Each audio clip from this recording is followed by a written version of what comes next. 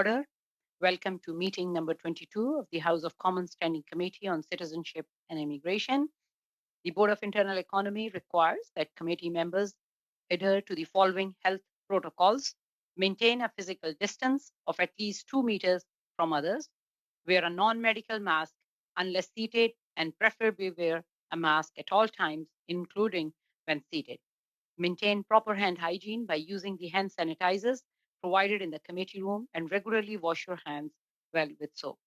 As the chair, I will enforce these measures and thank you all for your cooperation. Today's meeting is taking place in a hybrid format pursuant to the House of Order of January 25th, 2021.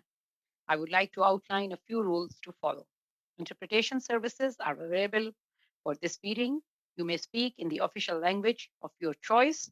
At the bottom of your screen, you may choose to hear floor audio or in English or French.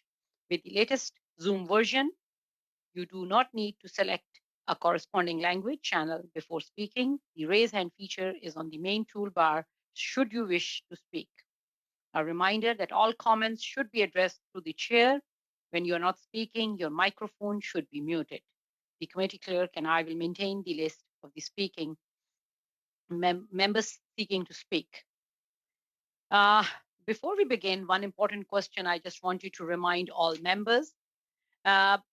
Members' assistants should please advise the clerk if the House administration has migrated them to the new email account to ensure that they continue to receive all committee email distributions. I know the IT services has been working with different offices to make that change happen. So please let the clerk know. I also want to let everyone know that there will be no meeting on April 19th as it's a budget day. So we will allow all members to participate in the events related to the government's budget presentation. So the committee will not be meeting on Monday, April 19th.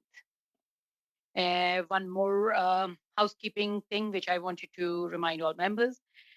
In regards to the virtual sign-off on committee reports, in the interest of health and safety during the pandemic, the committee staff will meet virtually to carry out the usual proofreading of committee reports after the committee adopts them to correct any typos that might have been missed during the drafting.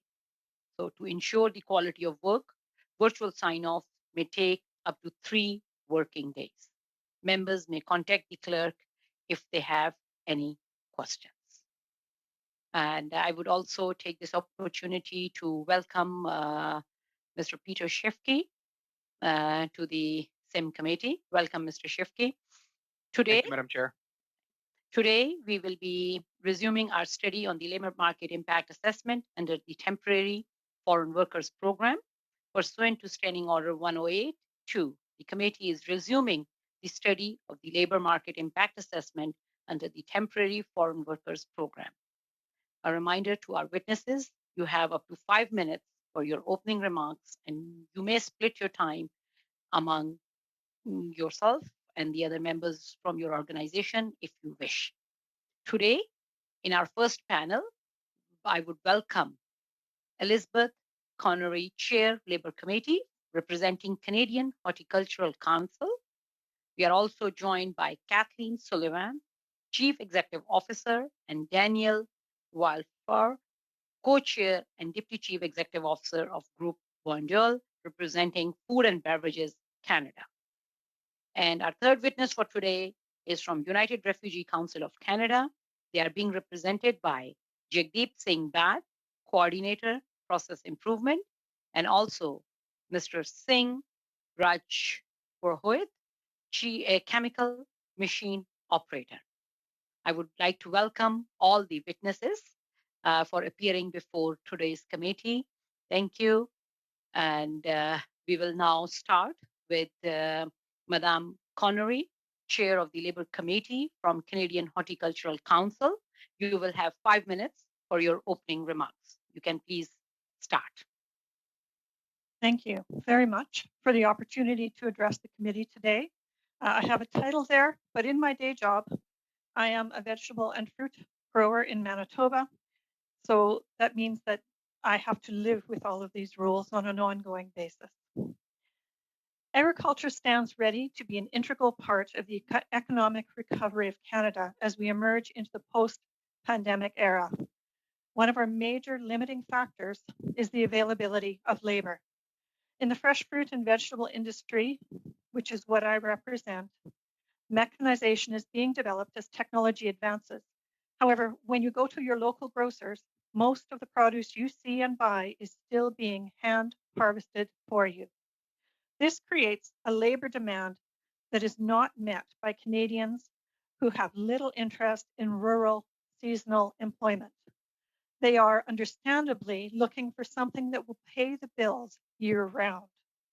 For these labor intensive and seasonal crops, having timely, reliable, and consistent labor in place during our season is crucial to our success and to our financial viability as a business. In our search for employees, the labor market impact assessment has become a part of our toolbox in accessing the agricultural streams of the temporary foreign worker programs. As an industry that is by definition rural and far away from the major population centers and labor pools, access to workers can be very problematic. Many rural locations around the country have been able to demonstrate labor shortages for decades. Last year was an especially difficult year with COVID and the pandemic. 2 in 5 employers were indicating that they could not find the workers they needed, and delays and missing foreign workers meant that many acres of produce went unharvested. Top jobs are seasonal, usually 4 to 8 months in duration, and employers have no capacity to offer year-round employment to these workers. The full-time positions on farm are filled by Canadian workers when we can find them, and this is in line with our Hire Canadians First policies. When we do have the opportunity to transition a worker to a year-round position, the current model is usually to apply through provincial nominee programs and try to help these employees become eligible. Very often, it is difficult for them to qualify through our immigration system. We would like to thank the government for the concerted effort that has gone into refining and improving the LMIA process over the last few years, in particular the team led by Katie Alexander. Increased collaboration within government and with industry have given us all a better understanding of the processes and roadblocks involved. This has resulted in a shortened timeline, which is appreciated by all employers. In fact, work permit processing at IRCC can sometimes be the bigger processing challenge for us. A direct line of communication between the SDC and IRCC for changes needed on work permits would speed the process. The online LMIA application is a great tool to use, and we use it ourselves. As with any other program, tweaking will improve it, but many employers are using it as part of their TFW application process.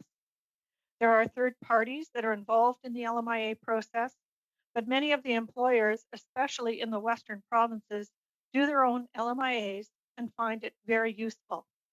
Expanding the online portal to include groups like Wally in BC, Farms in Ontario, and FAMS in Quebec, and allowing them to vet applications before submission could improve the quality of the online applications being received. There are ongoing concerns around potential fees to access the agricultural TFW streams that would hold the potential to make the program prohibitively expensive for producers. These streams provide critical access to labor for Canadian food production, and in particular, the SOP stream is an annual application. There has also been discussion of a trusted employer designation for employers who have demonstrated consistent quality employment opportunities for TFWs over a period of time. Verification through the current integrity audit 20 system seconds left. Could ensure standards are upheld to maintain status in the program. This type of model could also feed into simplifying the LMIA and other processes for employers over the long term.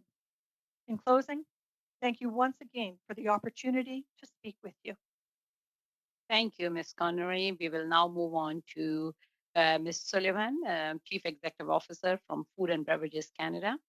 Welcome, Ms. Sullivan. Good to meet you again. You can please start. Thank you, Madam Chair. Just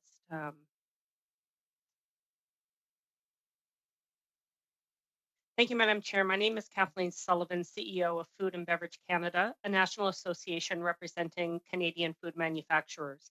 I am joined by my co-chair, Danielle Viafort. Food manufacturing is one of Canada's largest and most important industries. Found in every province, this sector is critical to Canada's food sovereignty and economic well-being, and in supporting the country's primary agriculture sector. Throughout COVID-19, food manufacturers have continued to operate, demonstrating their commitment and that of their workers to ensuring Canadians have the food they need. As this work continues, our sector is eyeing the future, ensuring we have the foundation for recovery, stability, and growth. Critical to this is labor. Canada's food manufacturers are and have been for a number of years facing a labor crisis. We are the largest manufacturing employer in Canada with almost 300,000 workers, but we estimate that the sector is short 30,000 workers, or 10% of our workforce on any given day. By 2025, we expect that number to double. This morning, Food and Beverage Canada released its Workforce and Recovery Action Plan, a plan that is focused on addressing the industry's labor needs. As that plan notes, foreign workers are critical to our future and to ensuring Canadian companies can produce the food Canadians require. I'll now turn to Danielle to speak directly to the TFW program. Thank you, Kathleen. Thank you, Madam Chair. I'm Daniel Viafort, Deputy CEO of Bonduelle Group and CEO of Bonduelle Americas. Bonduelle is a global food company specializing in frozen and canned vegetable. Here in Canada, Bonduelle is responsible for mostly all of private label canned and frozen vegetable found in your grocery stores, in addition to brands such as Bonduelle, Arctic Garden, Del Monte, and Green Giant. Bonduelle is one of Canada's largest food manufacturer, employing almost 2,000 people in 8 facilities, 4 in Quebec, 3 in Ontario, 1 in Alberta. Bonduelle is also a Canadian success story of a French privately owned company that chose to invest in Canada and to use Canada as its North and South American headquarters.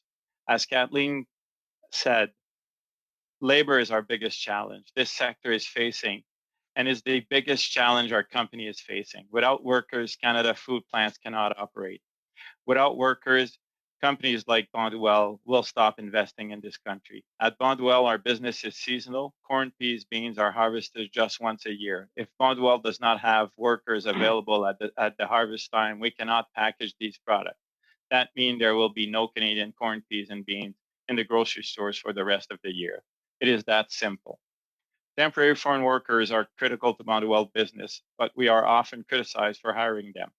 I would like to address some of that criticism head on. First, at Bonduelle, we hire temporary foreign workers because we need to. Like many food processors, Bonduelle operates in largely rural areas that have seen depopulation over the past decade, areas that no longer have a labor base to support our sector. Second, hiring a temporary foreign workers does not save Bonduelle money. Hiring temporary foreign workers costs Bonduelle about 30% more than hiring Canadians. Third, we treat our temporary foreign workers as we do any of our workers at Bonduelle. Temporary foreign workers are part of our employee family and part of our community. Many of these workers return to their jobs as Bonduelle every year. Temporary foreign workers are eligible for all of our employee programs and support, and in Bonduelle unionized plants, temporary foreign workers are part of the union. Despite the importance of these workers, the temporary foreign workers program seems designed to make their employment in Canada as difficult as possible. Even in normal years, the TFW program is overly complex. Approval times are lengthy and do not align with our needs. Limits are imposed on the number of workers we can bring. And in the case of returning workers, the process is highly repetitive. Wages are also an issue, with ESDC often requiring wages that are in excess of industry you have 30 standards. seconds left. Okay, so based on my experience with TF programs, here are some of the changes that are desperately needed. We need to simplify the program application. Application fees should be reduced or eliminated. And we need to create pathways for permanent residency of workers. Many of our workers would be happy to stay in Canada to bring their family here. I will close by repeating that what I have already said, Canada needs foreign workers, and the temporary foreign workers are vital components of this sector workforce. The federal government should be facilitating temporary foreign workers in coming to Canada and supporting companies in hiring them. Thank you. Thank you. We will now hear from Jagdeep Singh Bhatt, representing United Refugee Council Canada. Mr. Bhatt, you can please start. You will have 5 minutes for your opening remarks. Hi, madam. My name is Chetan Singh Rajput. I'm replacing Mr. Jagdeep Singh Bhatt. Okay. Yeah. So, good afternoon, Madam Chair, ladies and gentlemen. Before I start, allow me to thank the member of the committee for their kind invitations to appear before the Standing Committee on Citizenship and Immigrations. My name is Chetan Singh Rajput, and I have been living in Montreal. It is my understanding that the committee is currently reviewing the usefulness and efficiency of the requirement, the labor market impact assessment under the temporary foreign worker program. In my humble opinion, LMEs are very important for the several reasons. First and foremost, they are one of the very measures in the Canadian immigration system that they are intended to assure Canadians that the system does not accommodate immediate needs of the market without considering the employment need of the people. There are thousands of people looking up the employment in Canada, people who have lost their job with the pandemic, others who are young graduates. They are pupils who immigrated here in recent years and who have not yet found a steady job. Others who came on temporary work permit and remained in Canada, as well as refugee claimant. However, from laborers to computer experts and medical doctors, many are underemployed. They have a range of skill and work experience, and they are already living in working in Canada. They are familiar with the Canadian people, with the workplace culture, even with the Canadian climate. It is the true important for us and for all Canadian businesses and citizens that the unemployed and underemployed shall be properly documented and considered before the allowing the entry of more temporary foreign workers. Of course, there are difficulties for some employer to find job people in locally for some jobs in some sectors. However, we don't believe that only the solution. It is the wave of the labor market impact assessment that create more temporary foreign workers. This option is costly to employers, and it created lots of problem in workplace due to the high turnover of temporary employees.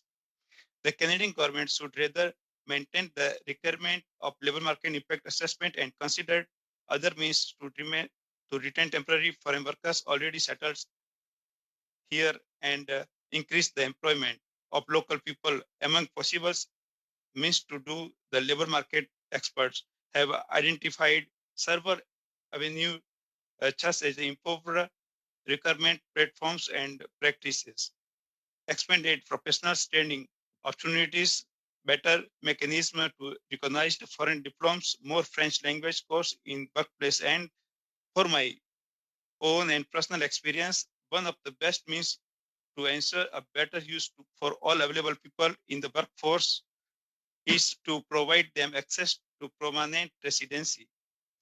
Precarious migrants and refugee claimants often work in health and social services, in food productions, processing and distribution, in security services, and in the building maintenance. Many are also key to maintain computer system, factory equipment, and industrial machineries.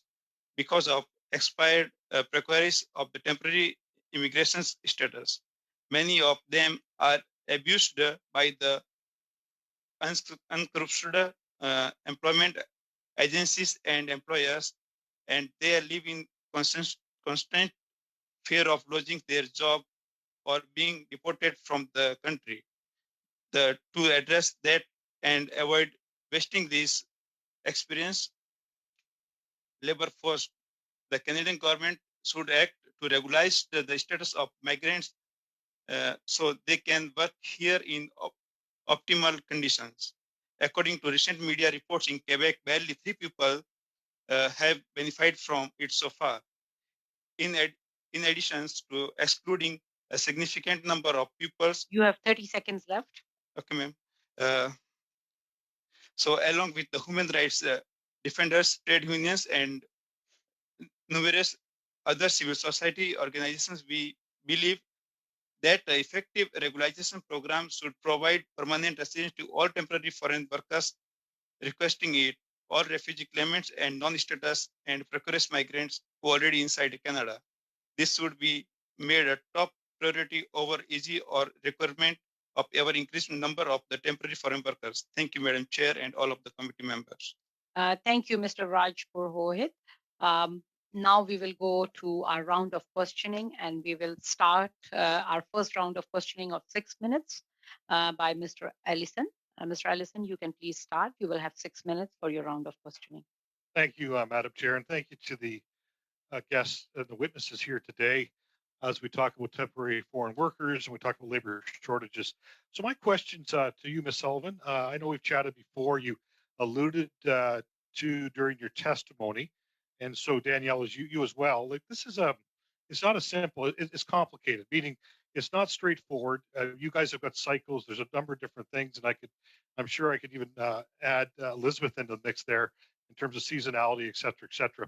So just talk to us. I mean, it sounds like, and I read your document. You guys are actually looking for more of an overhaul versus more tweaking, more pilot projects and things like that. Talk to us, Kathleen, what your thoughts are on, does this require some tweaking or major overhaul? And then I've got a follow-up question in terms of the economic piece. You know, in terms of the broader labor question, like any workforce, ours is quite broad and quite diverse. We hire line workers, we hire scientists, we hire managers. And so we try to fill those jobs through a number of different sources. Definitely when it comes to foreign workers, at the end of the day, we have a deficit in our sector, and I would argue across the country in terms of the number of Canadians we have available relative to the number of jobs. So foreign workers are really critical to our workforce, and I would argue they're critical to the makeup of Canada as a whole. That's in terms of both full immigration, so people coming to Canada full time. With the temporary foreign worker program, because we have so many seasonal jobs, Mr. Ellison, we do require temporary foreign workers. And that is just a normal part of how our economy functions. We need to create a program that facilitates and recognizes the importance and contribution of these workers. The current program is far too complicated. We've been talking about this for years, as you know. We need to actually develop a program within the temporary foreign worker family that meets the needs, the seasonal needs of primary agriculture and of food processing in order to ensure that we can maintain the supply chain for our food. Thank you. And my follow-up question to you, Danielle. I mean, quite clearly, you guys, including like not just your company, but companies in general can invest anywhere they want. I mean, a lot of people have got plants all over the world, and this is part of the decision making that determines whether you will stay ultimately or grow ultimately in any country. And this is certainly a large piece of that puzzle. And I don't think government always understands. You got a thriving, growing sector, access to capital, regulation, cost of it.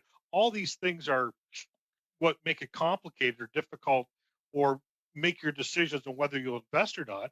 But this labor piece really could be a deciding factor to what you said before as to whether you'll stay and grow here or you'll look at trying to grow plants in other parts of the world if you have those options. And I realize Food and Beverage Canada has got lots of international players. So you guys are competing for capital decisions every day in terms of trying to get people to invest, including you guys to decide whether you want to invest. And this labor piece certainly has got to be a key part of that. Is that correct? That's totally correct. The North American businesses we're presenting to the group for our CapEx budgets. And we were asking for $50 million that we will invest this year, the coming year in Canada. Some of it is automation. we'll try to invest in automation so we can solve some of the labor challenges that we have. On the other hand, it's like you need to understand that the temporary workers, it's tough to automate a job that lasts for 3 months. The machine is there for a year, and it does not amortize as fast as if that machine would be working the full year. So we need these workers. We need them in rural area where there's depopulation, and we need them to make our operational survive. And if we don't have them, we will choose other places to make our future investment, because it's becoming the largest challenge that we have. Thank you. Elizabeth, so my question to you, and you made this very clear, this is what I try to explain to people. All of you guys, if you could, would hire Canadians. That's always your first priority. It's easier. I mean, you've got to actually worry about filling out applications. You got to worry about housing, all those kinds of things. Talk to me, Elizabeth, because you guys are also, along with Food and Beverage Canada, some of the greatest users of the temporary foreign worker program and some of these agriculture. Talk to me once again about how critical it is for you guys. I mean, really just to be able to produce the food. It's as simple as being able sometimes just to harvest, and that we can't harvest it in the fall. Yeah, that's exactly true. I'll give you an example. Last year with COVID, our workers came in from Mexico and Jamaica, but they were late. And we grow asparagus, which means they arrived partially into our 30 seconds season. left. And my estimate is that we lost $350,000 to $400,000 in income, which plays a huge impact on the viability of my farm. And that happened across the board, and it happens every year. So it's incredibly important that we are able to access workers. Thank you very much, Elizabeth. Thanks. Thank you, Mr. Allison. We will now move on to Mr. Reagan. Mr. Reagan, you have 6 minutes for your round of questioning. You can please proceed. Thank you very much, Madam Chair. I'll start off with Ms. Connery also. We, early on in our beginning of this study, we heard from officials at Stats Canada, ESDC, and IRCC, the Immigration Department. And what we've heard from them, among the things we've heard is that in 2017, 26% of Canada's workforce were immigrants. Figures also show that while temporary foreign workers represent 2.9% of the Canadian workforce overall, in agriculture, forestry, fishing, and hunting, those industries, that percentage rose to over 15%, as I'm sure you probably know. So obviously, immigration is very important for labor in a number of ways.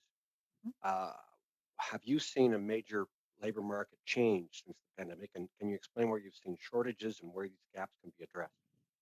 Madame la Présidente, je voudrais pas interrompre, mais il n'y a plus de traduction. Madam Chair, we seem to have lost interpretation.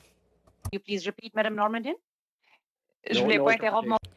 I didn't want to interrupt my colleague, but apparently there's no longer any interpretation. Thanks, Madam Normandin. We will just look into it. I'll So, stop the clock. Yeah, if we keep speaking in English, we'll know if the interpretation is working, because Madame Normandin will tell us in due course, I'm sure, if she starts to get interpretation. She's getting it now.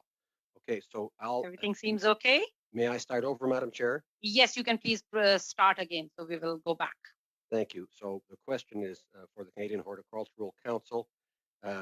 We early on we heard from officials at Stats Can, Employment and Social Development Canada, and Immigration, IRCC, that know that in 2017, 26% of Canada's workforce were immigrants. The figures tell us that while temporary foreign workers represent 2.9% of the Canadian workforce, in the agriculture, forestry, fishing, and hunting industries, that rose to over 15%. So obviously, immigration is important for labor. How have you seen the labor market change since the pandemic? And can you explain where you've seen shortages and where the gaps can be addressed? Yes, certainly. Immigration is important, very important for our country, for labor. But the reality is we are out in the rural areas. There isn't public transportation. And very often immigrants are going into the large centers where there are vibrant immigrant communities that support them and can give them all the support they need. So therefore, it's very difficult to have them come out to the farm. And I have done this. I've supplied work for farms. Very often the people you get are ones who have their very first jobs, who have never worked before, and we can provide some of them with a reference when they're finished. But there just isn't enough of them who are even interested in trying that. So we are very much reliant on the temporary foreign workers who come in from outside countries. In particular, in horticulture, we tend to use SOP, which is a standalone program, which is very well regulated, and the contracts are done with the sending countries. So those countries know exactly what their citizens are walking into. And they've been long and ongoing programs that have been with us for 50 years. So we are well familiar with these workers. Many of them come back year after year after year. If there is a position that opens that we cannot fill that becomes a year-round position, very often we will go to those employees and see if we can help them to immigrate to fill those positions. But the reality is, on my farm, I start harvesting asparagus in May, and I finished harvesting carrots and broccoli and squash in October, and that's it. So Canadians rightfully would like a job that will pay the bills year round. And there is nothing wrong with that, except that it leaves us looking for someone to do a job in a time frame when there is no one available. Some people have suggested students and that kind of thing, but it also doesn't encompass the time frame May to October for any of the school years that are encompassed. So it does mean that we go looking outside of our sources. And certainly here on our farm, we've been using the SOP program since the early 80s. So there's been a demonstrable lack of local labor for 40 plus years. Let me turn to Food and Beverage Canada, if I may, Madam Chair. In relation to migrant workers, the question of making migrant workers part of a federal strategy in addressing labor shortages. How has the pandemic impacted access to labor and employment for employers and for migrant workers during this period? And what are some of the obstacles you see in filling gaps in the labor market? And if you wish to answer the first question I asked, please do. Maybe I'll just start in general and then turn to Danielle because he's got sort of firsthand knowledge, obviously from his company, but broadly, when we talk to the breadth of our members across the country, when we went into COVID-19, we were facing a very serious labor shortage, and we still are. So there's this very strange phenomena that's going on where we have very high unemployment rates in the country, and yet as an industry, we are still facing very high vacancy rates. And that largely has to do, as Beth has talked about, in some cases, the seasonal nature of the jobs, the fact that jobs aren't where the people who are looking for work are, the nature of the jobs in some cases. That's definitely a structural issue that we really have to figure out. And I don't think enough time has been spent on the part of policymakers in federal and provincial governments in understanding what are the structural issues that are going on here. But the pandemic has made very clear, I think, to us that this is a structural problem. Danielle can probably talk to you about the specifics of his company through the pandemic. Yes, I can certainly do. It complicated things a lot. All of the tests and everything that needed to do, making sure that the housing would respect all of the regulations that needed to respect to protect the employees and the workers themselves, but also the other workers, the local workers that would work close to these guys, these people into the plant, plus adding cost to the system. So again, all of these measures are adding cost and really prove that if we're continually hiring these foreign workers, it's certainly not to save money. It's because we don't have a choice. You've said it. If we can hire Canadian, we'll always do that first because it's not only much easier, it's also much cheaper. And because we don't incur all these other costs that we have. And as businesses, we want to be competitive. I operate also 8 plants in the US. I don't have that problem because I hire Puerto Ricans that comes from, and they automatically have this, they have the same rights than the Americans to work, and I don't need to pay special permits and special this and special that. So it's an advantage that I have as a company out of the country. Thank you very much. Thank you. We will now proceed to Madame Normandin. Madame Normandin, you will have 6 minutes for your round of questioning. You can please start. Merci beaucoup, Madame la Présidente. Thank you very much, Madam Chair. Thank you to our witnesses. My questions are for Food and Beverage Canada and Canadian Horticultural Council. You mentioned the possible of having lighter programs for reliable employees, but you also mentioned that usually it is the same employees from year to year who come back to fulfill the same labor requirements. In the same context, there is predictability from year to year when it comes to requirements. Would it not be easier for you to simply have longer LMIAs, to have longer work periods, and to have longer visas from the outset? Would that be a good option to consider? Because it's almost always the same situation that comes back. Yes, it's a little bit like Groundhog Day. Every year, we start over. The same thing. We have to justify this for the same people, for the same jobs, and with the same reluctance and the same obstacles we face. And we always say that can't possibly be. We settled that last year, but it's to start all over again. We have new people. Sometimes it's the same people who've been authorized, but this year there are new rules, and we have to say that we have to follow procedures. So certainly, yes, there could be a solution like the one you've put forward. But we have workers who have been with us for 30 years ago that we've celebrated that come back every year. So we wouldn't have had a 30-year permit. But especially it's important to simplify when it's the same person for the same job in the same place for the same company and the same period. It makes no sense that we have to resume the process every single time. And again, to follow up on that, the notion of having LMIAs or work permits that are more sector-based and based on the different types of employment or per region, because we know usually when there is no pandemic, we have a fairly low unemployment rate. Would that also give employers more leeway? Well, I can answer again. Like I said, it's in the small communities where we have our plants, because we are in rural areas all the time, our facilities, because we're near to the agricultural land. It's a feast when these workers are coming. The population of the village grows automatically. There's investment. They spend money. They go to the market. They do this. They do that. So it's like, really, we can certainly have that. And it's a great way of populating the regions that are depopulating with Canadians, original Canadians. So clearly we could do that. And that's why I was suggesting, and I was under pressure, but we could have these workers we should allow them to become immigrants after 2-3 years, like much easier. They've shown they like the country, they understand the country. Most of them now start learning the language and everything in which they work to.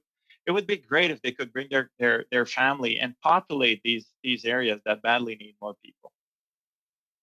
Parfait. Justement, par rapport. Very well, especially since we'd like to see these immigrants who come back year to year to become permanent immigrants. There's something that we heard in my writing, is that these immigrants would also like to obtain training while they're working, but their work permit does not make this possible. Some have told us, well, I'd like to be trained in agriculture, I'd like to develop more, I'd like to also have a voice in decisions that are made, and to work on my French. That would certainly help them in their application for permanent residency, but it's not possible. And according to you, do you think that would be of interest? Well, yes, absolutely. I'll give you an example. In one of our plants, we hire people who have the low-wage work permit. That is a worker who earns, who has got no technical skills, let's say. For example, we don't have enough forklift drivers, so we could train these people. It's a 3-4 day training that they could take, and again, they would earn a little bit of a higher salary. Again, we would give all of the conditions to these people as we do to others, but the permit does not make this possible. They came as low-wage workers. We're unable to improve things for them, although they're here, and it's absolutely awful. But that is how the situation is. And again, in that line, regarding permits that are often closed permit linked to a single employer. Some employers have told us that perhaps on a seasonal basis we could have rotations between different companies and thereby ensure that we have jobs available over the course of the year. We could cover, for example, when there's a high labor demand in one area, and depending on the need of each company, change this. Would that not help employers to better fill their labor needs and also enable employees to be more flexible, to get training in other companies, and perhaps earn higher wages as well? Mrs. Normandin, it's worse than that. I have 4 plants in Quebec. I'm not allowed to move employees from one plant to another.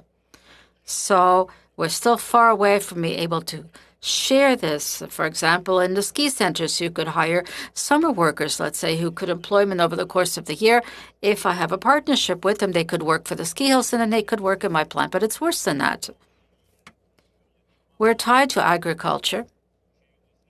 But there are times during the year where I have a plant where we have an excess harvest because the harvest has been very good and I need staff in that plant, but I need less in another plant. And I can't simply take my workers and bring them to work in the other plant. It's absolutely ridiculous. Thank you very much. I think that was all of my time. Thank you. You have 7 seconds, so okay. We will now move on to Ms. Kwan. Ms. Kwan, you can please start. You will have 6 minutes for your round of questioning. Thank you very much, Madam Chair, and thank you to all the witnesses for your presentations. My first question is actually for the Canadian Horticultural Council. Earlier, you had expressed the frustrations with the difficulty for TFWs to begin to get a hold of the company that the federal government has contracted out, Switch Health, to do the 10-day testing, and resulting in them being unable to start work, and then they have to be in isolation because they are presumed to have a positive COVID test.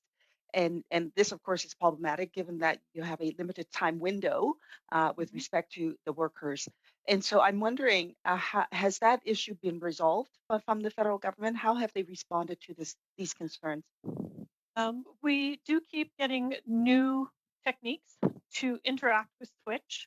It has come down to some provinces, they are actually allowing the province to do the testing rather than Switch, particularly Western provinces are doing that. BC already had their workers in quarantine, and I believe Manitoba for sure, Saskatchewan and Alberta, I believe, are all doing provincial tests and supplying the results to the federal government. It is difficult because their labs are in Toronto, which means we are relying in rural areas on some courier to pick up the samples and get them there on time and have them back. And if you're doing it on day 10, it might take 2 days to get there. It's a whole big thing. So they are working on it. There is not a satisfactory solution that I know of yet. And I do know that there are people sitting there waiting beyond the days. And it is very hard on these workers to stay isolated for that length of time. They've come up here to work, to earn money to send home, but they're sitting essentially in their bedroom or somewhere similar to that all day for 14 days. So it's very difficult on their mental health, and the delays are very disturbing. We're trying to create a good environment for our employees, and it's very hard. Do you have any specific proposals for the government to address this situation? I mean, this has come up some time ago. This is before the committee resume our hearing on this during the break, and still it doesn't sound to me like there's a satisfactory resolution to it. Do you have any suggestions on what action the federal government can take? Yeah, it depends on what provinces want to do. Certainly the province that have stepped up and said that they would do the tests makes life easier for those of us who are the employers in that place. There are employers who have said they are willing to hire a company to come and do the test. I think the question is all a case of collating the results and releasing people out of the quarantine when they do get a negative result. But if the government doesn't have it yet, are they allowed to actually leave their quarantine or not?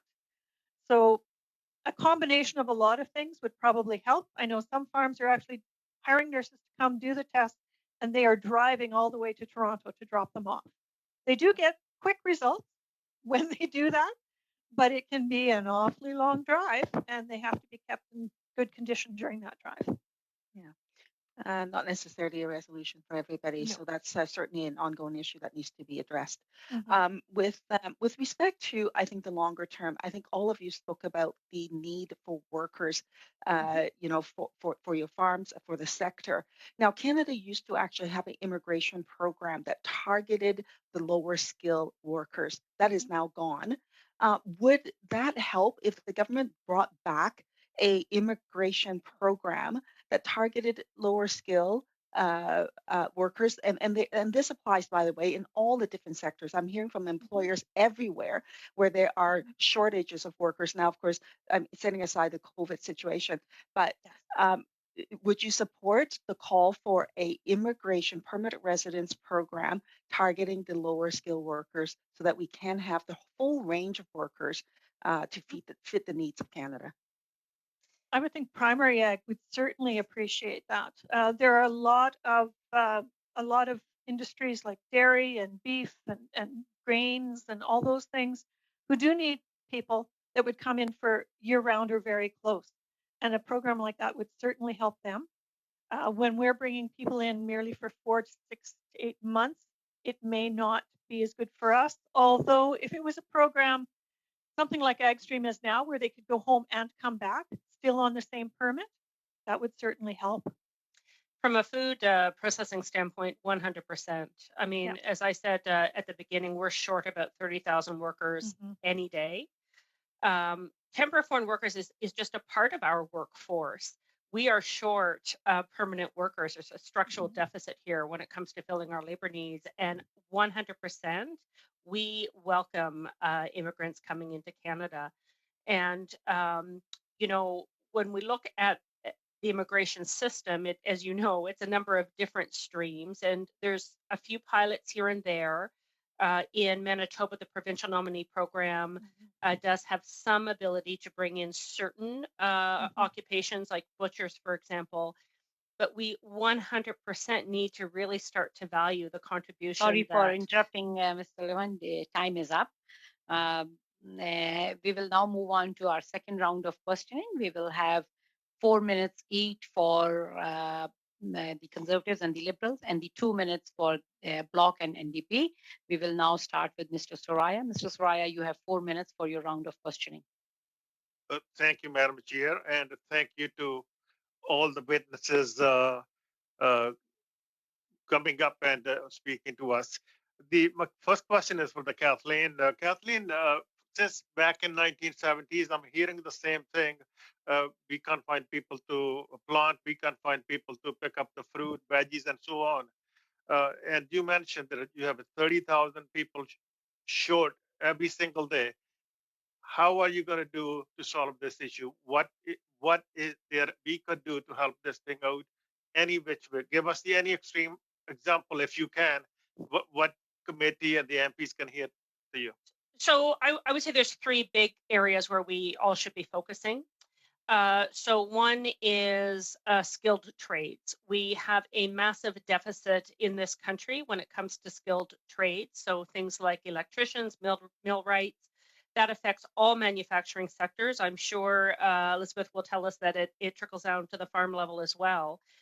Without those workers, we simply cannot expand the industries we have, and they will start to contract. The next major theme is foreign workers. We absolutely need more people to be working in our economy. And I will say to you that other countries are in the same position. So if we don't move quickly to start to attract these workers to Canada, we will be just left out. And the third issue is, of course, automation. So we absolutely, in food and beverage manufacturing, should be doing more to take a look at automation and robotics. The challenge there is that Canada's food sector is a large number of mainly small and mid-sized companies. And in implementing automation and robotics there, and I would imagine that primary production as well, is a very expensive proposition. And Danielle even spoke to the challenges when you're looking at seasonal industries and implementing automation and robotics. So we're going to need some sort of strategy to focus on that. And I think that we need industry and government to really start to work together on these three themes. Or frankly, there is no answer. We will be starting to contract these industries. We will see the industries get smaller rather than grow, which is our goal. Anybody else want to talk on the same topic? I can just say that it's been getting worse and worse and worse every year. The situation, as much as you're saying that, hey, the situation existed in the 70s, I agree, but it's getting worse and worse. So it's getting to a point that it's going to break right now. Honestly, there are some investments that the head office that we have in France is challenging, not because of the value of the investment, because they believe that we cannot find the workers to make it work. So growth is challenged right now. Daniel, something Mr. Rajput talked about these temporary foreign working coming to Canada for these short-time jobs. Did you see or anybody else can comment on it if they are being abused for the longer hours with the less money or no place to sleep, stuff like this? Did you see it or anybody else see it from any angle? Yes, sir. Well, I seen. Sorry, sir. I seen many times, mostly in Vancouver province. But I want to talk today for the small businesses and the small company is by families owned business. For how we can solve or how we can replace the LMEs by asylum seekers. So I want to say for a small business or family-owned business have hired asylum seekers who are qualified for the particular job or are trained by the companies to fill the positions and fill the labor gap. Since they have invested in the training and integrating in the asylum seekers in the job, giving permanent status to them will not only help them, but sorry for interrupting. Your time is up, Mr. Rajpur. We will now move on to Ms. Dillon. Ms. Dillon, you will have 4 minutes for your round of questioning. You can please proceed. Yes, thank you, Madam Chair. And I will continue with the United Refugee Council of Canada. First of all, I want to say thank you very much for the important work you do, especially here in Montreal. We're very familiar with you. So your focus is always on asylum seekers and refugees. And you mentioned in your opening statement about, giving status to those who have been waiting for a very, very long time because they're already integrated into the community at large. You also spoke about abuse that they're facing with their employers. Can you give us some examples, please, of the kind of abusive situations that have been brought to your organization's attention? Thank you. Yes, ma'am.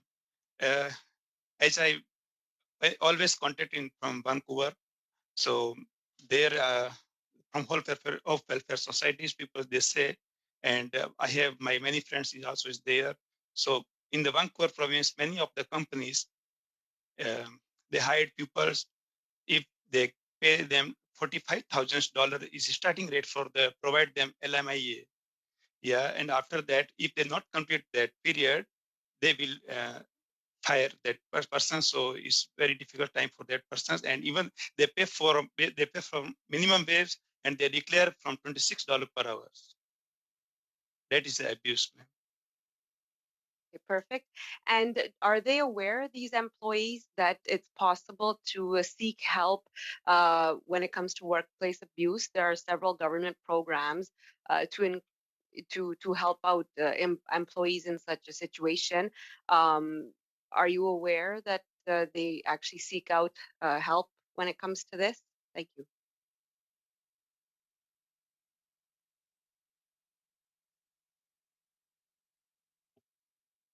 Thank you for the question, Madam Chairman. I would like to answer to this question.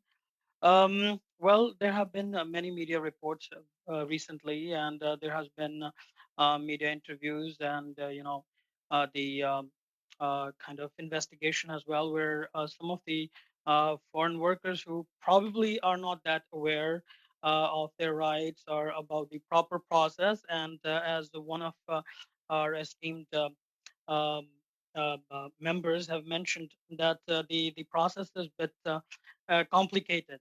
So if it is simplified, then it'll be easy for not only the employers but employees as well to streamline the entire thing.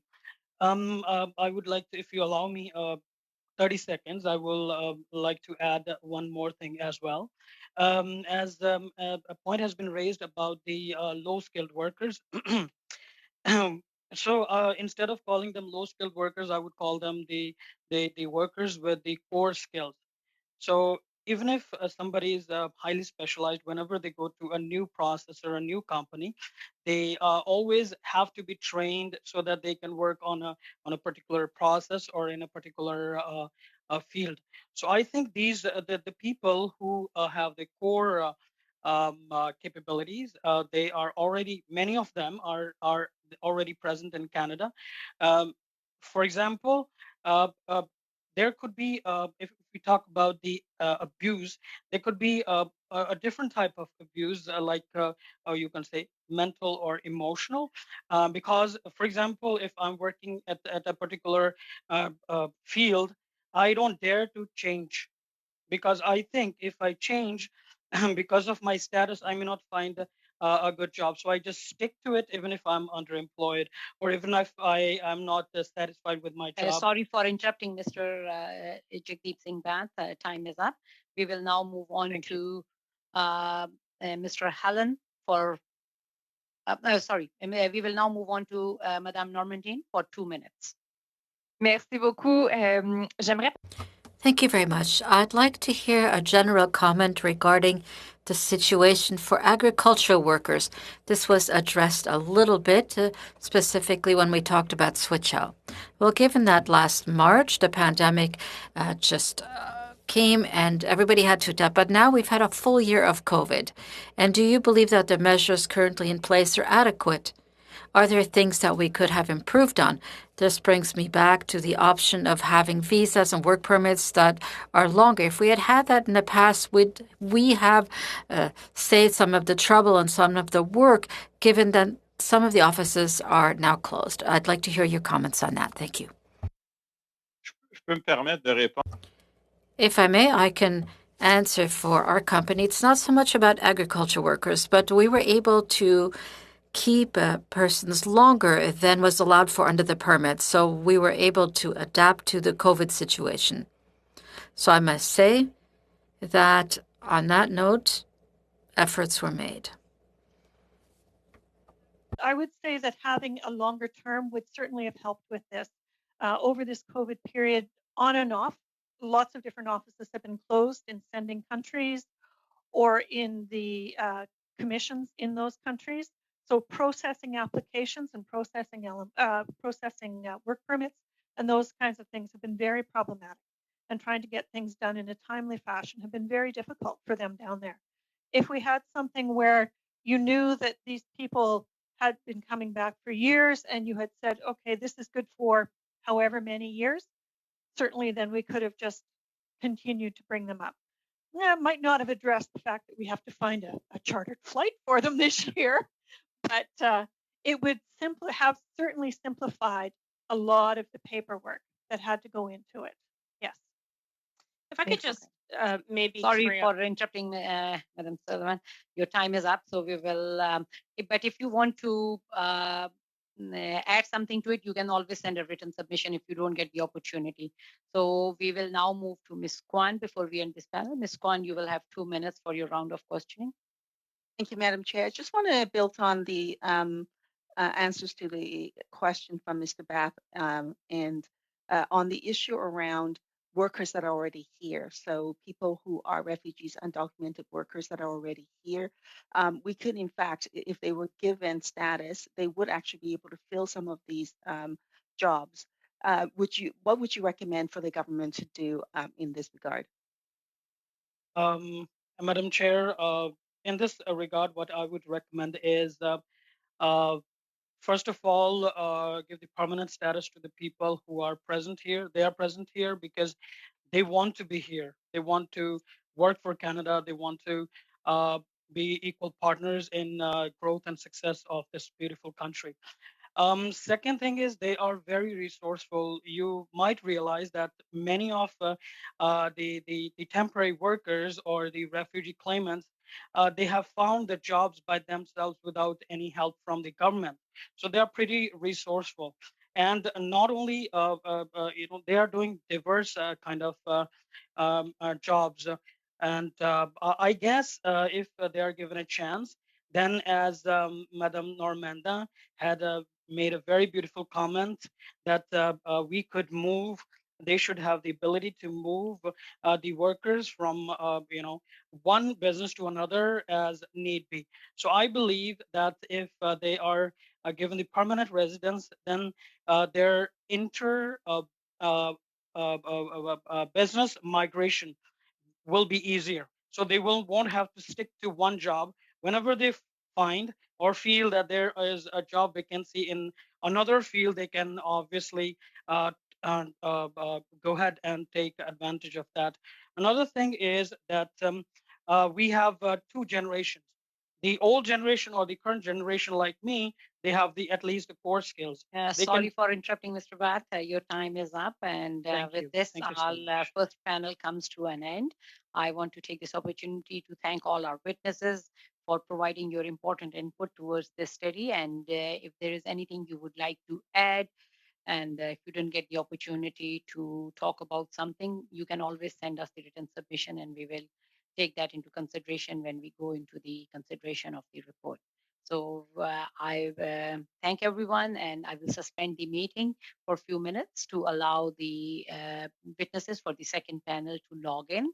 Mr. Clerk, meeting is suspended for 2 minutes and then we will allow the second panel witnesses to log in. Thank you.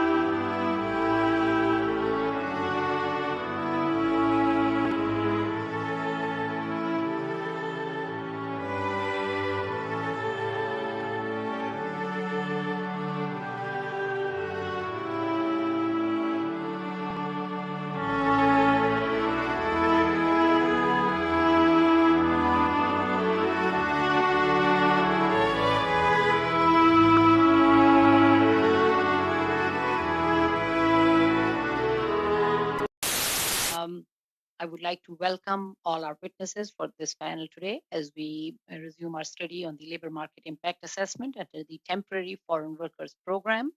I would like to welcome Universities Canada, being represented by Wendy Tarion, Director, External Relations and Research, and Paul Davidson, President. We are also joined by Mr. Sayed Hassan, Executive Director, representing Migrant Workers Alliance for Change. And I would also welcome the neighborhood organization being represented by Maria Penlacque, Manager Community Development and Special Projects, and also joined by Jennifer Rajeshkar, Manager Social Support Services. I welcome all the witnesses. A reminder to all the witnesses, you will have 5 minutes for your opening remarks, and you can split your time among the members of your organization. So I will start with Mr. Sayed Hassan, the Executive Director for Migrant Workers Alliance for Change. You will have 5 minutes for your opening remarks. You may please proceed. Honorable members of Parliament, thank you so much for inviting me to speak to you today on behalf of the Migrant Workers Alliance for Change, which serves as the Secretariat for the Migrant Rights Network, Canada's only national migrant-led coalition. Cumulatively, Migrant Rights Network member organizations are directly connected to tens of thousands of farm workers, care workers, international students, refugees, asylum seekers, postgraduate work permit holders, and undocumented residents. I'm happy to answer questions about details, but I really want to begin by focusing on the big picture. The labor market impact assessment regime does not meet its most commonly stated objective of ensuring Canadian workers are hired before foreign nationals. The two largest LMI industries are agriculture and food processing and care work.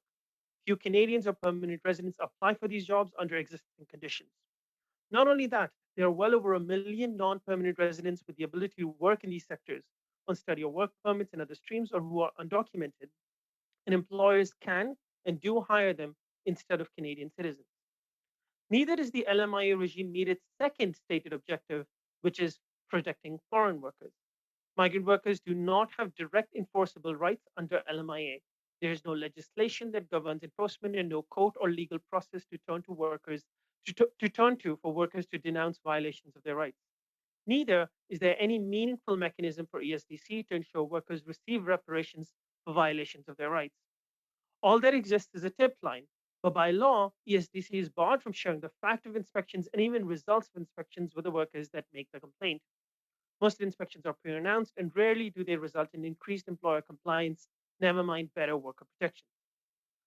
Take a moment right now and put yourself in the shoes of a migrant worker hired through the LMIA system.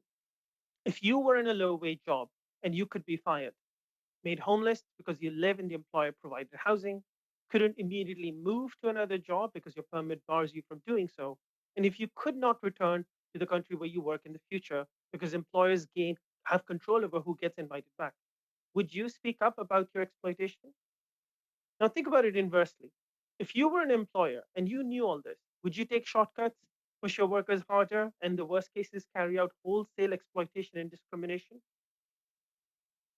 The real objective of the LMIA is to provide a veneer of legitimacy to Canada's employer-restricted work permit programs. And employer-restricted work permit programs are a system of indentured work. Strip away the talk of protecting Canadian and foreign workers, and you find a system that ensures that racialized low-wage workers are made highly exploitable for sectors that seek to generate massive profit. Canada today is the fifth largest agri-food exporter in the world, thanks in large part to immigration rules that provide a captive workforce to the industry.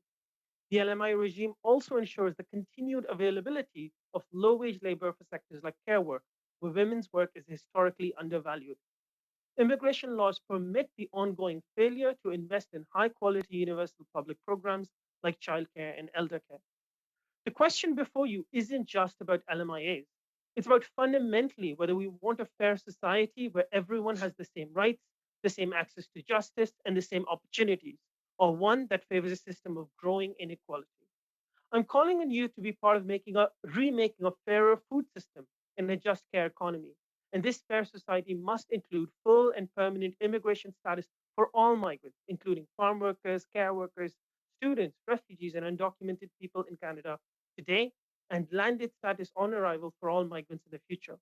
A multi-tier system of immigration where some have permanent residency and therefore rights to healthcare, family unity, and freedom of reprisals, while others are temporary without status engenders exploitation.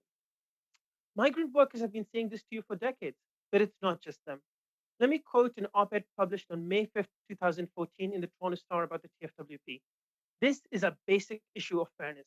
Canada needs to recommit itself to bringing permanent immigrants here who have a path to citizenship, authored by then MP, now Prime Minister Justin Trudeau. Minister Carla Qualter said just in June of 2020 about the LMIA-based program, there is a power imbalance that exists in this system. By denying migrants the rights that come with citizenship, laws and lawmakers are tipping the scale in favor of abuse, exploitation, exclusion, and death. I'm calling on you to do the right thing. You have the power to act and ensure status for all. That time is now. Thank you very much. Thank you. Before we go to the next witness, I would just like to remind all members and witnesses that photographs are not permitted during the committees going on. So please take note of that. We will now go to the neighborhood organization, and we will start with Madam Jennifer Rajeshkar, Manager Social Support Services. You will have 5 minutes for your opening remarks. Thank you.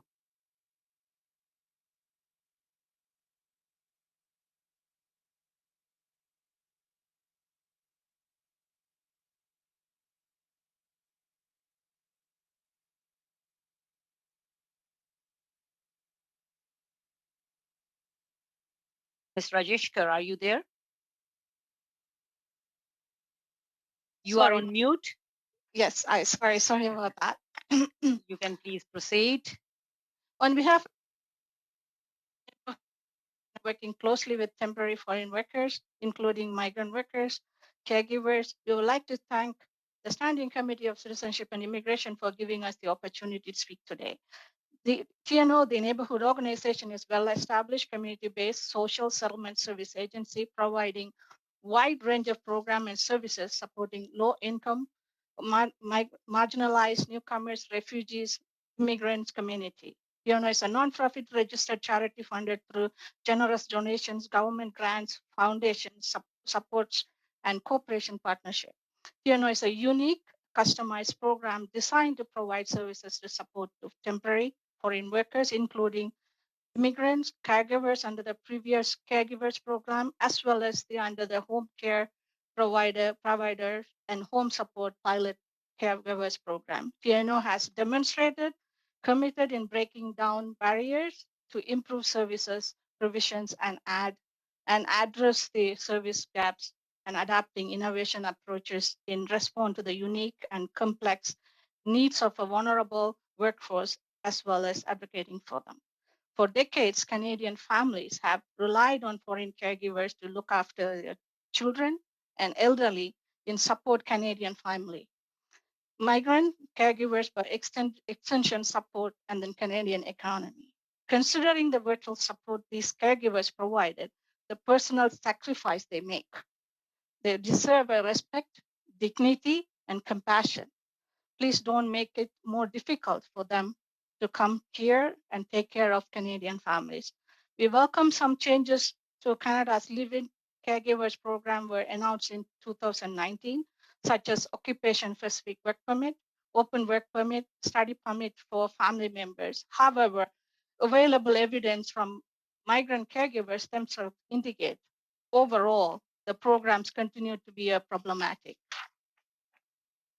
Enforced retaining temporary nature of the system, therefore, doesn't address the precarious of these workers. Further, the current pathway for permanent residency characterized by restricted requirements that continue to present significant barriers for caregivers.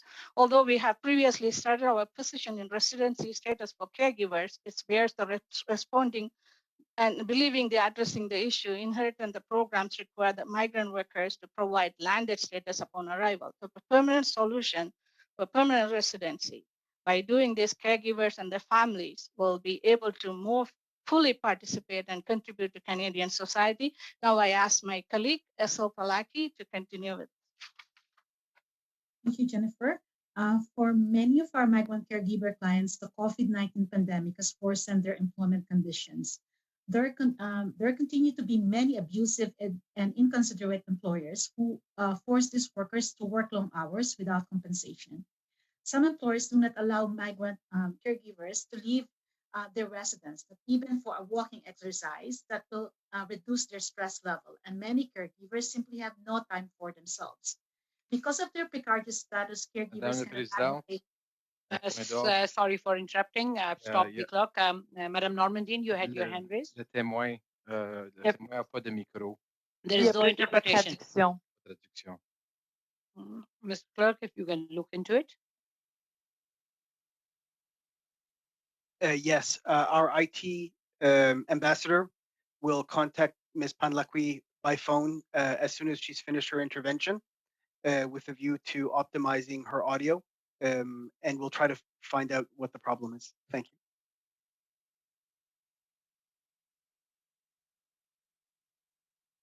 So we cannot have, Mr. Clerk, the translation while she's talking?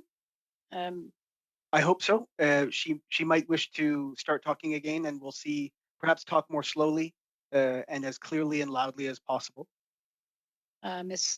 Panlaqui, if you can please speak a bit louder and a bit slower so that we can get the interpretation. Can you please try, say a few words? Okay. For many of our migrant caregiver clients, that does work. Is that working? Is that better? Is this working? No? The witness will have to speak longer for us to determine, I'm afraid. Okay. Ms. Panlaqui, if you can speak a bit, a few more sentences. Okay. For many of our migrant caregiver clients, the COVID-19 pandemic has worsened their employment conditions. There continue to be many abusive and inconsiderate employers who force these workers to work long hours without compensation. Sorry for interrupting. Is this working? No? Unfortunately, the audio is having a detrimental impact on our services. It's I'm not sure exactly why, but it's causing injury to the ears. If the witness doesn't have a headset, then under the circumstances, it might be helpful if Ms. Rajasekar gave the intervention on behalf of the organization. Ms. Penlucky, do you have the headset? Unfortunately, I don't have a headset. Oh, okay. So is it possible that you have 2 remaining minutes because Ms. Rajeshka talked for 3 minutes? Is it possible that she can talk on behalf of the TNO for the rest of the 2 minutes? Definitely, Okay. yes. Thank Okay. you. So we have 2 minutes left for the neighborhood organization. So Ms. Rajeshka, if you can continue for the next 2 minutes. Okay, thank you.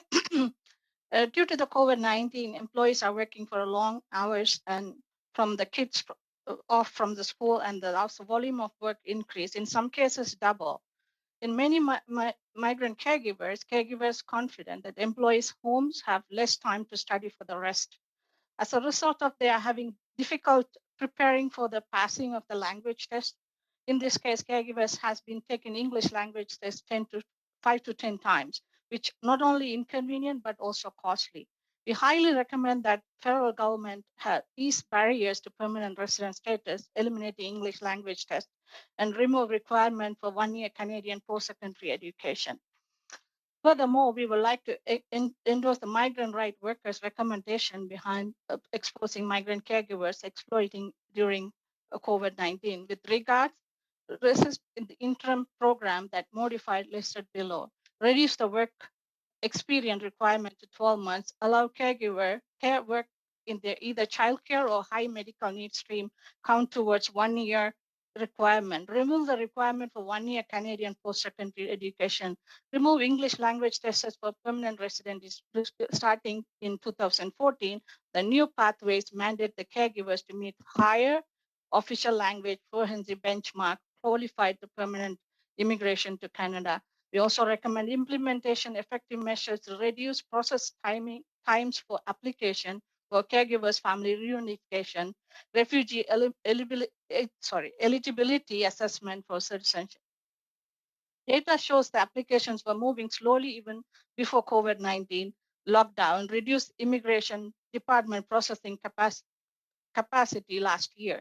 Due to COVID-19 pandemic, the IRCC processing time has slowed concerning level. Most immigrant caregivers are concerned with their status, especially for those who are implied status. According to the recent article, the Toronto Star, there is a backlog of at least 9,100 application permanent residency. That's much the kind of numbers the government saw back in 2017, when the processing time was known to the last as of 5 years.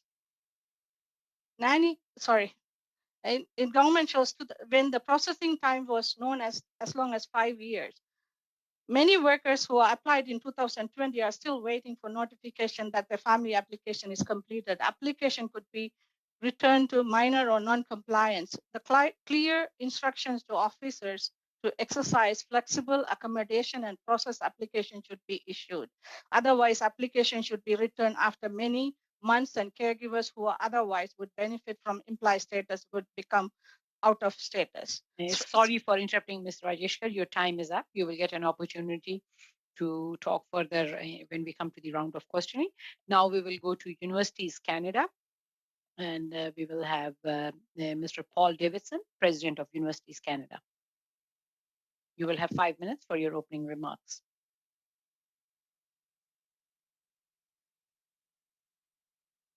Good afternoon, Madam Chair. Thank you very much for the opportunity to appear before the committee today. With me is Wendy Terrien, who leads our public policy and public affairs work. On behalf of Universities Canada and our members, thank you for the invitation to speak with you today. And thank you for the extraordinary work that all parliamentarians continue to do during this challenging time. I had the pleasure of appearing before this group just last November to discuss international students. And you may recall, Universities Canada represents all 96 universities across the country. Taken together, Canada's universities are a $38 billion enterprise. Universities employ 310,000 people and are often the largest employer in their communities. They are social and economic anchors during these tumultuous times.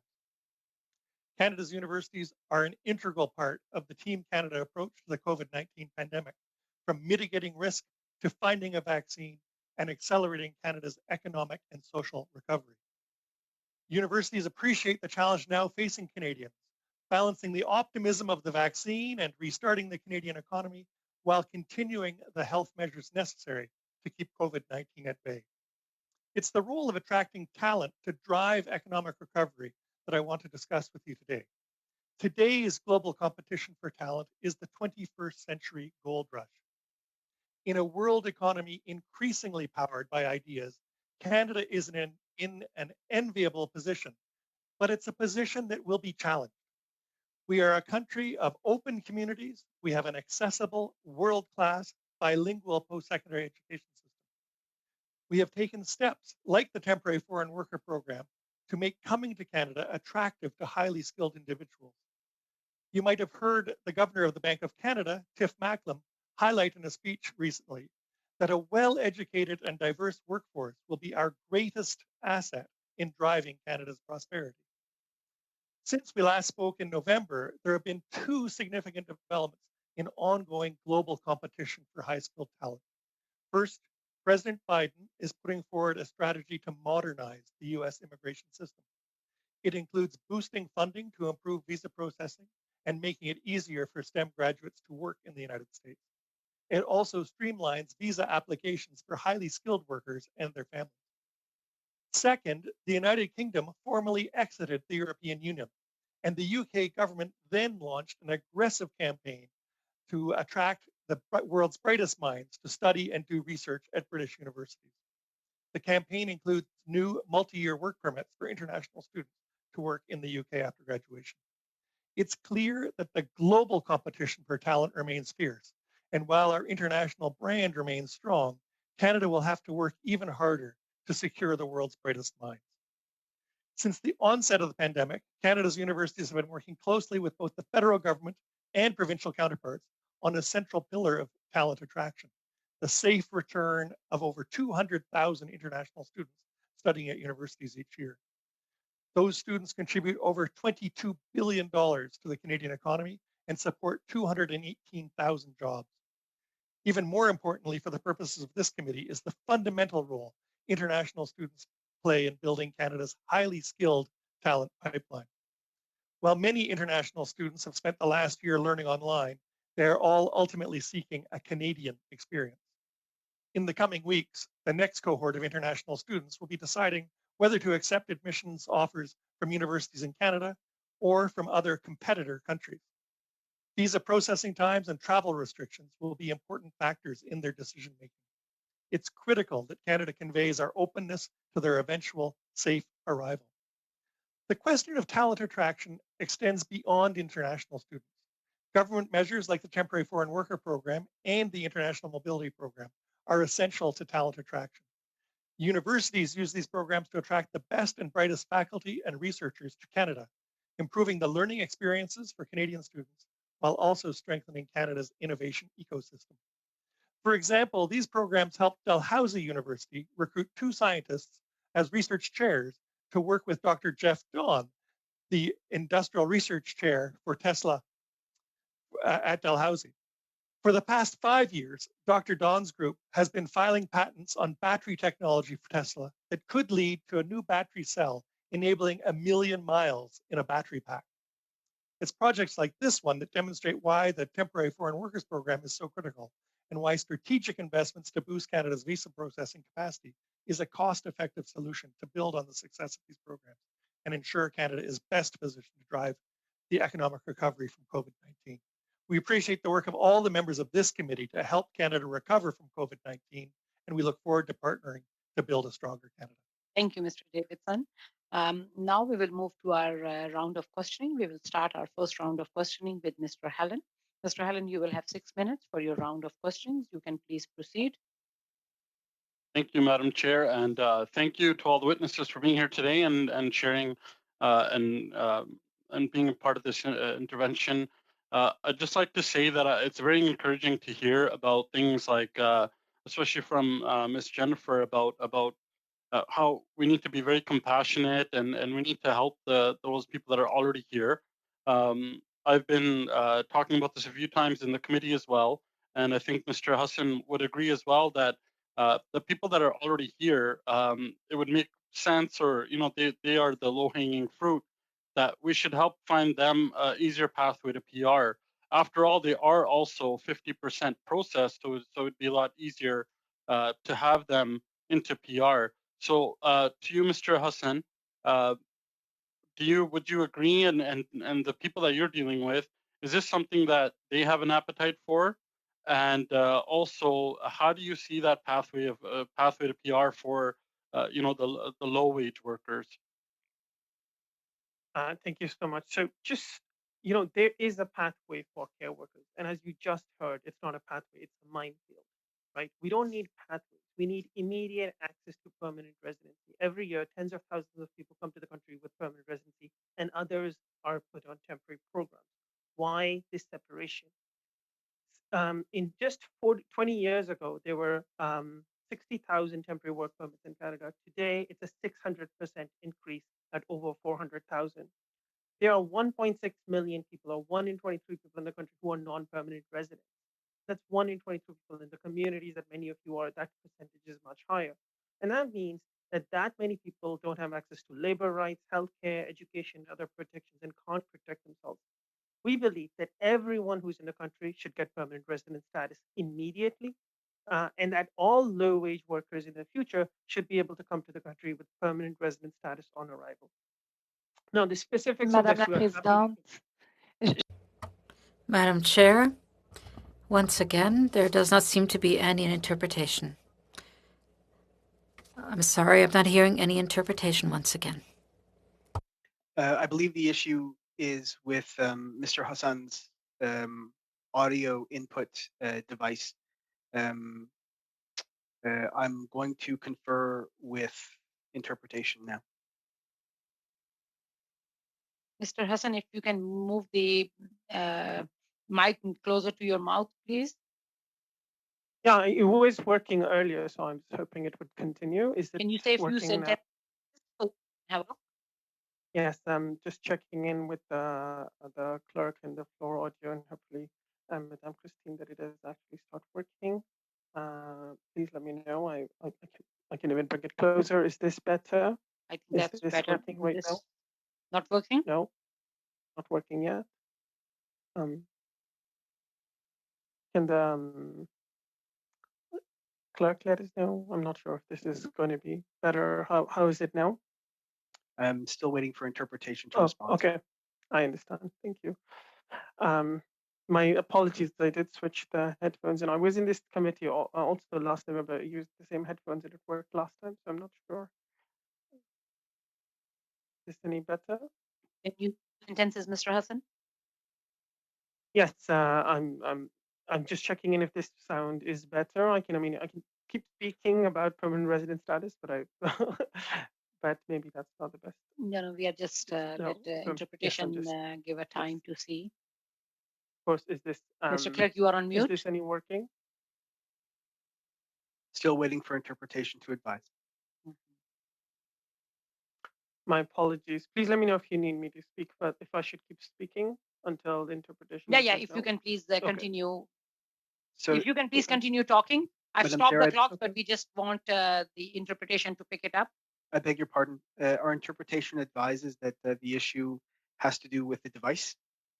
So usage of the device is not the issue. It's the device itself that's inadequate for our purposes, I'm afraid. If you turn your video off, would that work better? No, it's not a No, it's the connection headphones issue. It's itself. not a latency issue. It's the actual hardware that he's using as his audio input device, I'm afraid. Was it working when I spoke earlier and just stopped working? Is that an issue? I understand there was interpretation while I was Yeah, while you were presented. speaking, there was interpretation. Yeah, and I was Ms. using the same. Pandakri, you have your hand raised. Is there anything? I just want to inform you that I was able to borrow headsets from my daughter, Okay. so I have it now, and I don't know if would work. Hopefully. Okay, let's resolve Mr. Hassan's issue. I can, if I take off headphones, I understand that that would be worse. Is that correct? I can just Yeah, use and my taking off inbuilt. headphones would not be a good idea. Would not be a good idea. Okay. Let me go back to the previous headphones I was using. See if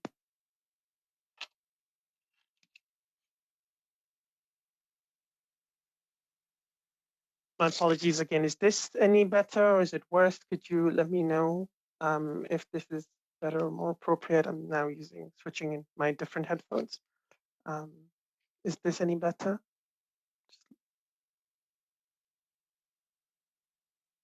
Just checking now. Bear with me for a moment, speaking, sir. but you were also muted. Oh, thank you. I apologize. Please say future sentences. Okay, yes, right. So, well, I'm frozen suddenly. I should learn to speak about the weather as professionally as you all are.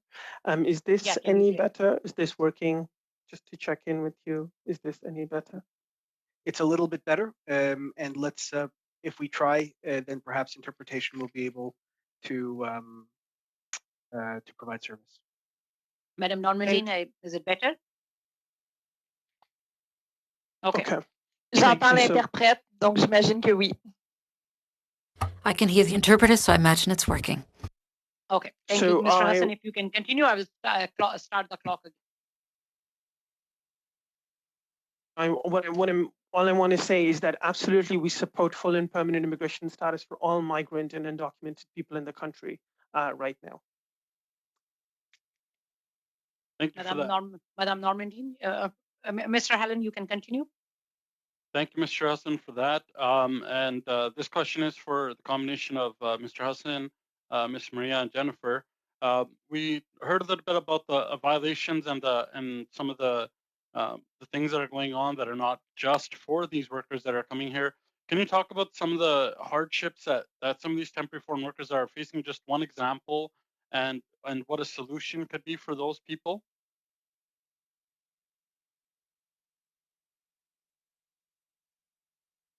Jennifer, do you want to start? Maybe so. I can start. So I think the solution really is addressing the root cause, right? So these people are suffering and are experiencing so many challenges because of the precariousness of their work, because of the temporary nature of their immigration status in Canada. So if the solution would be to give them permanent residency upon arrival, and also all those people who are here, as been mentioned repeatedly, we should give them permanent residency status, especially those who have been affected by the changes in the 2009 Canada's Caregiver Program. Many were left out because of the higher criteria or eligibility for language and education. And many of them actually are the most affected because now they are not qualified for PR. They are the one who kept on renewing the work close permit, and they're the one who need to get LMIA. They're the ones who need to experience this additional barriers to be able to get through. And it's specifically if the COVID-19 really makes their heart even difficult. Maybe I'll just give you two examples. First is we did a survey of our membership, care workers, farm workers, international students, and work permit holders. On average, we found that they were having $10,000 every year stolen in wages. That is to say that they were working overtime, but were not being paid for it, or were working longer hours that weren't being acknowledged across the board, across the membership, across the country. And that's because, as I mentioned earlier, if you put yourself in someone's shoes, if you can't speak up, because you can't assert the rights you have if you don't have citizenship. That's it. We have a multi-tier system, and there are many other examples that we're happy to provide in writing. Thank you for that. So I want to focus a little bit on the caregivers program. There's an advocacy group that I talked to a few weeks ago, and they were saying that how the program is basically it's non-existent for them. We have a couple of cases even in my own office that the applications are sitting in Edmonton and they're not being touched at all. And this is causing immense amount of hardships on families and people who are in need of these caregivers. On top of all that, the processing time is 12 months, but some of these applications aren't even opened yet. And that 12 months, like, when does that truly start? We don't have any clarification on that.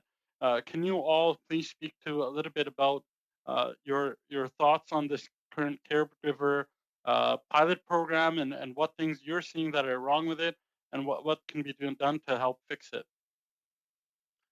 So our report behind closed doors was the one TNO referred to, in which we document that in fact. Sorry for there are- interrupting, Mr. Helen. Your time is up. We will now move on to Mr. Daliwal. Mr. Daliwal, you have 6 minutes for your round of questioning. You can please proceed.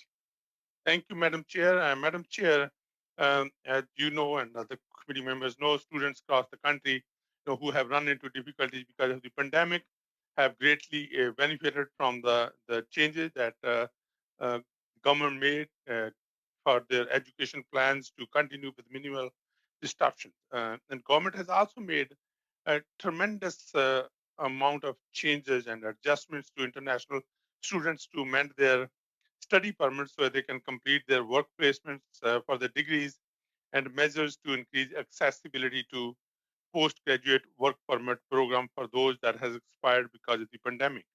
And we all know that students play a key role when it comes to fulfilling, our needs for the workforce.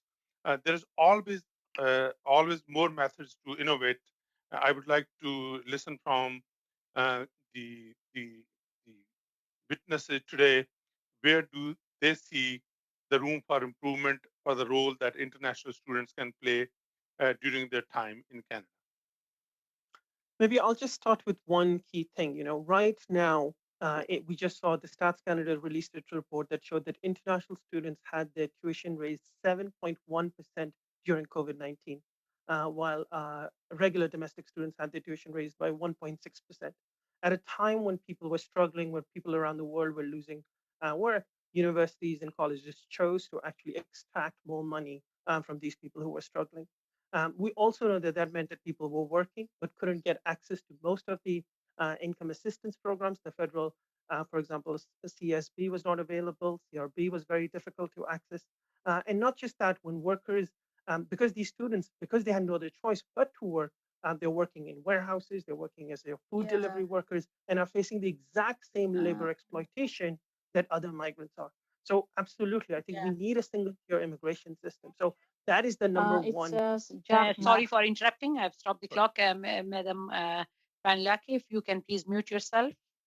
Thank you. Please resume. Well, Madam Chair, I don't agree with the witness on Mr. Hassan on this one. In fact, our government has done a great work when it comes to students. We gave them the equal opportunity as any other Canadian when the CERB benefits were given. CSB is not available, sir. No, it's very clear. We have 24,000 international student members that we just surveyed during COVID-19. But I tell you, Hassan, I don't have to get provide into, you the evidence. I don't have to Can get I have into one this. person speak at one time, please? Mr. Daliwal, please Sure. proceed. Thank you. I think that we can't agree with him. I'm going to move on to my next question, Madam Chair. Madam Chair, we have already heard during this committee meeting, even from Mr. Syed Hassan, that he mentioned the exploitation of workers, and that's been an issue, around the Lower Mainland and in British Columbia as well, and it concerns me and many of us. In conversation about addressing, when it comes to labor shortage, it's important to ensure that the foreign workers, are not going through this possible abuse or exploitation. Finding faster and more certain ways to PR for the temporary workers is good. And in fact, when we look at uh, this government, when we brought in 27,232 applications with the lowest mark ever, the 75 score. I mean, this is the type of steps government is taking. And are there any other specific areas that the witnesses would recommend that government should focus on to help temporary workers to PR?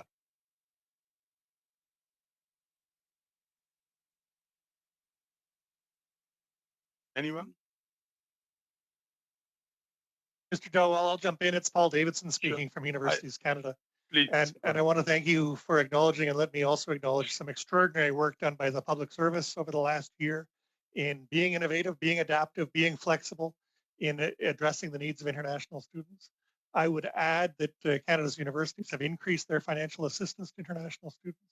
And I would add that more work needs to be done. You're asking for, in most recently around temporary foreign workers, I would make the broader case about visa processing. I think we've got a very strong policy environment right now, but the operational reality is very challenging, as you've heard from other witnesses here today, about how to make sure we clear backlogs effectively.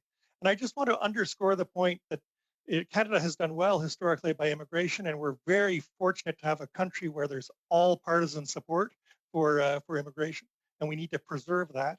And we also have to be very mindful that the competition is increasing. Mr. Biden, during his transition, virtually every day he talked about increased expenditures for research and increased openness to immigration. That's going to be a draw, a very powerful draw. The work that the United Kingdom is doing and offering results on visa processing within 3 weeks stands in stark comparison to the timeframes that Canada can offer. That's no disrespect to the public servants. It just means that the stakes of the competition are that much stronger, and we're all going to have to up our game. Mr. Davidson, I'm going to raise a question. When I go out to my constituents, one issue that they raise is that these international students are taking spots for the local students.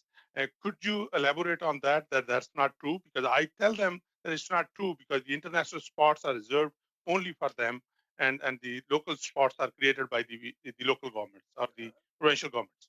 I appreciate the chance to speak to that because that's an ongoing challenge that we face as well to convey. Sorry for interrupting, Mr. Davidson. Time is up. We will now move on to Madame Normandian. Madame Normandian, you will have 6 minutes for your round of questioning. You can please start. Thank you very much, Madam Chair. I have a quick question for Mr. Davidson, then I'll turn it over to Mr. Husan. And I also have a question for Mrs. Recheskar. So, Mr. Davidson, good afternoon. You mentioned the issue of the long processing time for visas, but I'd like to draw a parallel with biometrics. We've heard this from the hotel workers as well who come from France who cannot come here because their work permits cannot be processed because of biometrics. It's a security issue, apparently. Is that also part of your recommendations that this biometrics could be accomplished at entry to Canada? Thank you very much, Madame Normandian. I'm going to ask my colleague Wendy Terrien to address this issue as she's been working closely on it. Merci. Thank you. So to speak in French, do I have to change anything or everything is fine? Thank you very much, Ms. Normandian, for this question. It's true that biometrics processing is also an issue for international students. We have understood that this is part of the major issues and one of the reasons why visa applications take so long to process here in Canada. What we're hoping to see is that IRCC adopt procedures that are efficient in order to speed up access by international students to the Canadian markets. And if it means that we need to come back to a system, this means rather they need to come back to a system when you don't have to reopen a file several times, but where rather you can process all of the issues at the same time. That would be very desirable for us. But we've also noted that the situation is changing a great deal and that one needs several tools in order to move forward. Thank you very much. Mr. Husan and Mrs. Rajeshekar, you spoke about temporary foreign workers who are victims of abuse on behalf of their employers. They're a little bit stuck.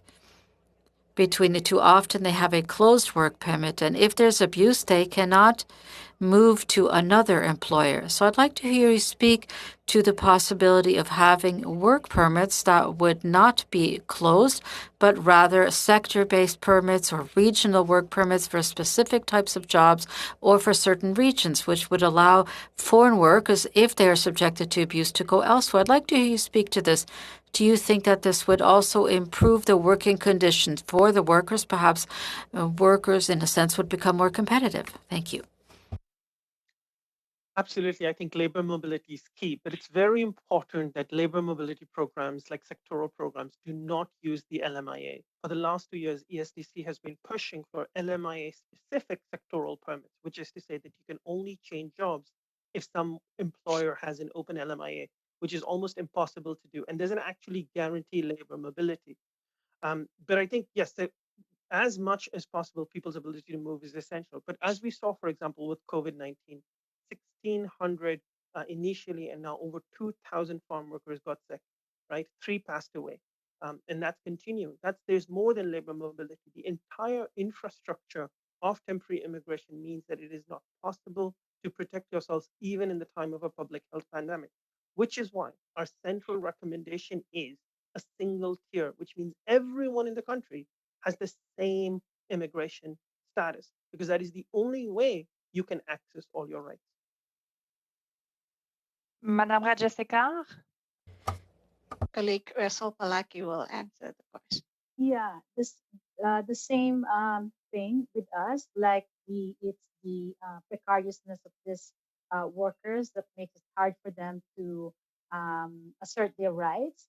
And even with sectoral work permit, like we would assume that there would still workers who are intimidated and scared and won't be able to come out and assert their rights and leave their employers because they need to have connections, for example, to find new employers. That's why, in addition to all these immigration policies, there should be an initiative by the federal government to ensure that workers are informed right away when they get into Canada and know they are informed and aware of the programs and supports and groups that can assist them when they get into Canada. So it's really like a combination of a good immigration policy and at the same time a strategy that would be inform widely the workers about their rights, the education component piece of it. But again, like what we've been seeing, all these things that are happening, we were hopeful that the caregivers' condition will improve after the occupation work permit. But after 2 years of those announcements, some great changes, like we didn't see any improvement on their situation. We see similar issues that we've been hearing over so many years.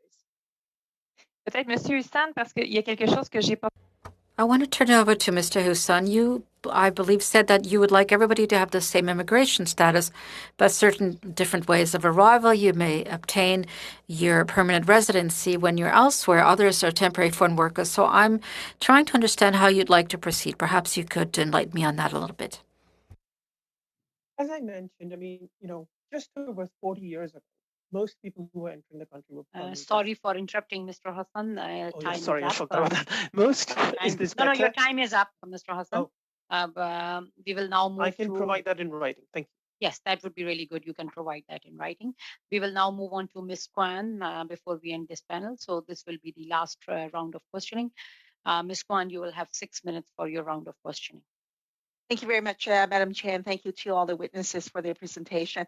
I'll first go to Mr. Hassan. Your organization issued earlier in the pandemic a report called Unheeded Warnings, COVID-19 and Migrant Workers in Canada. In that document, you highlighted the significant problems and sufferings and abuses to which workers had experienced in Canada, not just during the COVID period, but all throughout this entire time. And so my first question to you is, has the government addressed any of those concerns that you've highlighted in the report? And then even in the face of the report, you're still recommending for the government to actually bring forward a immigration program that recognizes all these workers and provides status to them, and then for the future workers who come to Canada to have landed status on arrival. So I wonder if you can just answer that question and elaborate on what really the government needs to do at this time. So our report was issued in June of 2020, looking at the conditions during March, April, and May, and it followed the work that we had done previously. And I can tell you, a year later, we are in not the same crisis, but a much deeper crisis. The housing conditions are bad, if not worse. The labor conditions are the same. The overall experience of migrant workers, we are now in a third wave. People keep losing work. People keep facing further exploitation. Either there are no vaccines. If there are vaccines, it's coercive. The situation is now, last year when I was at committee, I called it a human rights catastrophe, where we had migrant and undocumented people in conditions of great suffering. Now I'm lost with adjective. The federal government has made minor reforms. I mean, the 27,000 permanent residents were given, but only to people who had high wage work experience, which doesn't exist during COVID for most people. The low wage work are the essential workers, the construction workers, the cleaners, the healthcare workers. Who is it? The delivery workers, the retail workers, the grocery stores. Those are the people we rely on. Those are the people we call essential, but those are the people we deny permanent residency in this country.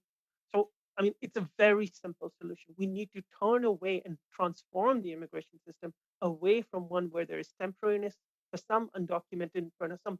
I'm saying no study permits, no work permits, just permanent residency for everyone, because there is no other way to get any other right in this country. That's just it. It is without permanent residence. It's not about whether you stay or go.